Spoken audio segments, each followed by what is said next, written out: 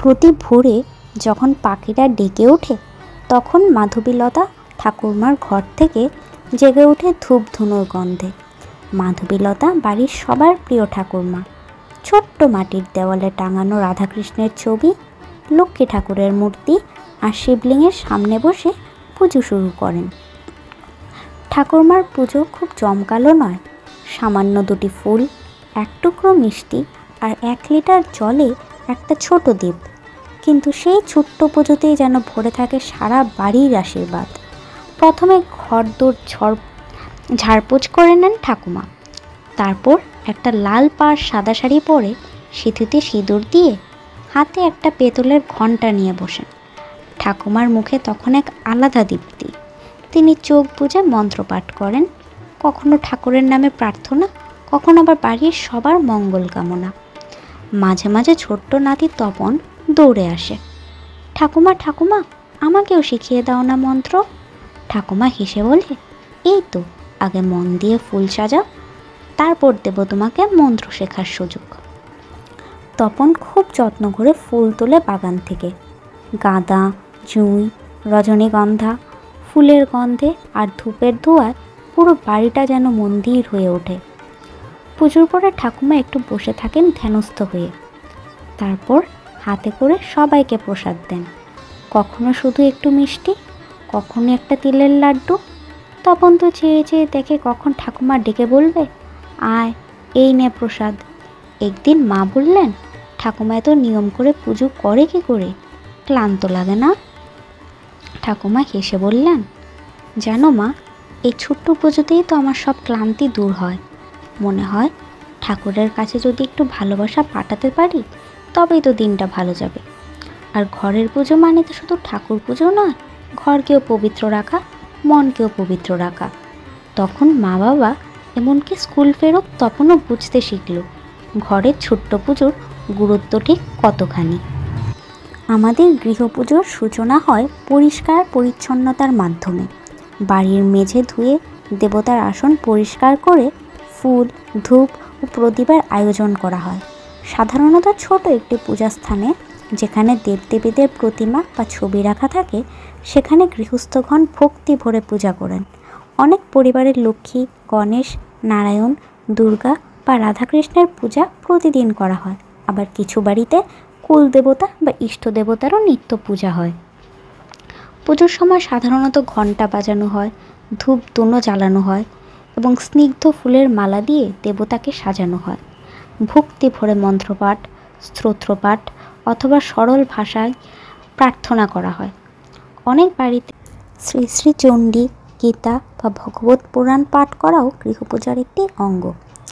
দেবতার সামনে জল, ফুল, ফল, মিষ্টি বা অন্য সামান্য প্রসাদ নিবেদন করা হয়। কিছু কিছু পরিবারে সন্ধ্যায় প্রদীপ জ্বালিয়ে শঙ্খধ্বনি ও আরতি করা হয়, যা একটি পবিত্র পরিবেশের সৃষ্টি করে। গৃহপূজার মাধ্যমে শুধু ভগবানের কৃপা লাভের আকাঙ্ক্ষাই নয়, পারিবারিক বন্ধনও দৃঢ় হয়। সকলে একত্রে বসে প্রার্থনা করলে ঘরে এক ধরনের ইতিবাচক শক্তি ছড়িয়ে পড়ে। শিশুরা ছোটবেলা থেকেই ধর্মীয় সংস্কার, নৈতিকতা ও ভক্তির চর্চা করতে শেখে।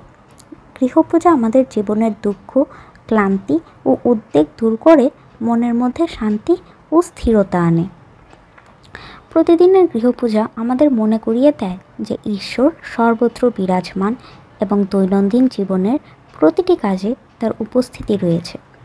ভগবানের প্রতি কৃতজ্ঞতা প্রকাশ, তার আশীর্বাদ কামনা এবং নিজের আত্মশুদ্ধির জন্য এই নিয়মিত পূজা এক মহান উপায়। বিশেষ করে বর্তমানে ব্যস্ত জীবনে যখন মানুষ নানা দুশ্চিন্তা ও চাপের মধ্যে দিন কাটায়, তখন এক ছোট্ট পূজার মাধ্যমে তারা একটু সময় বের করে আত্মিক শান্তি লাভ করে। শেষ পর্যন্ত বলা যায়, প্রতিদিনের গৃহপূজা শুধু একটি ধর্মীয় আচার নয়, এটি একটি জীবনশৈলী। এটি আমাদের জীবনে নৈতিকতা, শৃঙ্খলা ও মানবিক গুণাবলী বিকাশে সাহায্য করে। ভক্তি, শ্রদ্ধা এবং সাধনায় গৃহপূজার মূল মন্ত্র। তাই প্রতিটি বাঙালি পরিবারে গৃহপূজার এই ঐতিহ্য বজায় থাকুক এবং প্রতিটি ঘর পূর্ণ হোক শান্তি, আনন্দ ও ঈশ্বরের আশীর্বাদে। গৃহপূজার পেছনে রয়েছে একটি গুরুত্বপূর্ণ দর্শন। মানুষ কর্মের মাঝে থেকে ঈশ্বর চিন্তা করতে পারেন। দৈনন্দিন জীবনের ব্যস্ততার মধ্যেও কয়েক মুহূর্ত ঈশ্বরকে স্মরণ করে আত্মার উন্নতি সাধনা করা সম্ভব। গৃহপূজা সেই সুযোগ করে দেয়। বিশেষত আজকের দ্রুতগতির জীবনে যখন চারিদিকে শুধু দৌড়ঝাঁপ, তখন এই কয়েকটি মুহূর্ত ঈশ্বর চিন্তা মানুষের মনে স্থিতি ও শান্তি এনে দেয়। তাছাড়া গৃহপূজা পরিবারের এক প্রকার ঐক্য ও শৃঙ্খলা বজায় রাখে। শিশুদের মধ্যে ছোটবেলা থেকে ধর্মীয় আচার আচরণ ও নৈতিক শিক্ষা গড়ে ওঠে। তারা দেখে কিভাবে প্রণাম করতে হয়, কিভাবে শ্রদ্ধা ও কৃতজ্ঞতা প্রকাশ করতে হয়। এভাবেই পূজা কেবলমাত্র আচারগত নয়, মূল্যবোধের শিক্ষাও প্রদান করে। গৃহপূজার আরেকটি দিক হলো দৈনন্দিন জীবনের পবিত্রতা বজায় রাখা। সকালে ঘরদোর পরিষ্কার করা, পুজোর জন্য নির্দিষ্ট স্থানে সুগন্ধি ছড়ানো, ফুল সাজানো, প্রদীপ জ্বালানো, এসব কাজ ঘরের পরিবেশকেও পবিত্র ও ইতিবাচক রাখে। এতে গৃহস্থালির জীবনেও এক ধরনের সৌন্দর্য ও শৃঙ্খলা আসে। কিছু পরিবারে বিশেষ বার বা তিথি অনুযায়ী নির্দিষ্ট দেবতার বিশেষ পূজা করা হয়, যেমন মঙ্গলবার হনুমানজির পূজা, শুক্রবার লক্ষ্মী পূজা ইত্যাদি। আবার বিশেষ অনুষ্ঠান বা পার্বণে বাড়ির পূজা আরও বিস্তৃত আকার ধারণ করে, যেমন দুর্গাপুজো, কালী পূজা বা জন্মাষ্টমী ইত্যাদি দিনে। আজকের দিনে যদিও অনেক পরিবারের কর্মব্যস্ততার কারণে নিয়মিত পূজা করতে পারেন না, তবুও যারা নিয়ম করে গৃহপূজা পালন করেন তারা এর সুফল অনুভব করেন। দৈনন্দিন গৃহপূজা আমাদের মনে ঈশ্বরের প্রতি ভক্তি, আত্মবিশ্বাস ও ইতিবাচক শক্তি বৃদ্ধি করে। এটি আমাদের দৈনন্দিন জীবনের ক্লান্তি ও বিষণ্ণতাকে সরিয়ে দিয়ে এক নবচেতনায় উজ্জীবিত করে। দৈনন্দিন গৃহপূজা কেবলমাত্র একটি আচার নয়, এটি আমাদের জীবনের অনিবার্য একটি অংশ। এটি আমাদের মনুষ্যত্ব বিকাশের সহায়ক এবং পারিবারিক ঐক্যের মূল স্তম্ভ। ঘরের প্রতিটি সদস্যের মনে যদি ঈশ্বর চিন্তা ও ভক্তির উন্মেষ ঘটে, তবে সেই পরিবারই প্রকৃত অর্থে এক সুন্দর শান্তিময় সংসার হিসেবে প্রতিষ্ঠিত হয়। তাই যতই আধুনিকতা আসুক না কেন, দৈনন্দিন গৃহপূজার গুরুত্ব চিরকাল অম্লান থাকবে। চলো, তোমাদের এখন আমি প্রতিমা পিসিমার গল্প শোনাই। প্রতিদিন ভোর 5টা বাজতেই প্রতিমা পিসিমার ঘুম ভেঙে যায়। ছোট্ট একতলা বাড়ির উঠোনে তখনও অন্ধকার লিপটে থাকে। কুয়াশার আস্তরণ মাটিতে নরম করে বিছিয়ে থাকে। পিসিমা ধীরে ধীরে উঠে পড়েন, চোখে একটু ঘুমের ছাপ, হাতে ধরা কাঠের পিঁড়ি আর কুলে শুদ্ধি কলসি। ঘরের কোণে থাকা ছোট্ট ঠাকুরঘরটায় যেন এই বাড়ির প্রাণ। সেখানে লক্ষ্মীনারায়ণ, গণেশ, সরস্বতী আর এক কোণে রাখা সাদা মার্বেলের মা দুর্গা। প্রতিদিন ভোরবেলা পিসিমা স্নান করে আসেন পুকুর ঘাট থেকে। ভিজে কাপড় পরে ঠাকুর ঘরে প্রবেশ করেন। সবে সবে জেগে ওঠা আলোর কাঁসার ঘণ্টার মৃদু আওয়াজ ছড়িয়ে পড়ে সমস্ত বাড়ি জুড়ে। প্রথমে গঙ্গাজল ছিটিয়ে শুদ্ধিকরণ, তারপর ধূপধুনো জ্বালিয়ে মন্ত্রপাঠ, ওম শান্তি শান্তি শান্তি উচ্চারণ করে তিনি প্রণাম করেন। ঠাকুরের সামনে রাখা থাকে তাজা ফুল, তুলসী পাতা আর এক বাটি গুড়মুড়ি।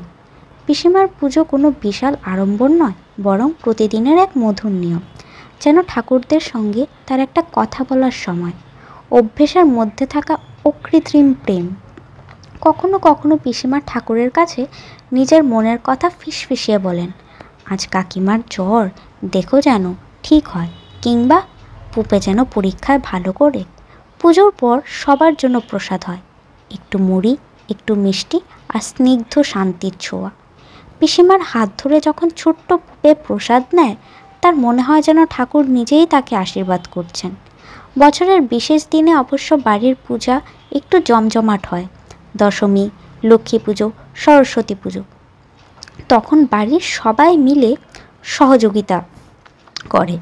কিন্তু এই নিত্য পুজো, এই নিরবচ্ছিন্ন ভালোবাসার প্রকাশ, একাই পিসিমার হাত ধরে চলে, যেন বাড়িটা প্রতিটা ইট পাথরে পিসিমার প্রার্থনা জমে আছে।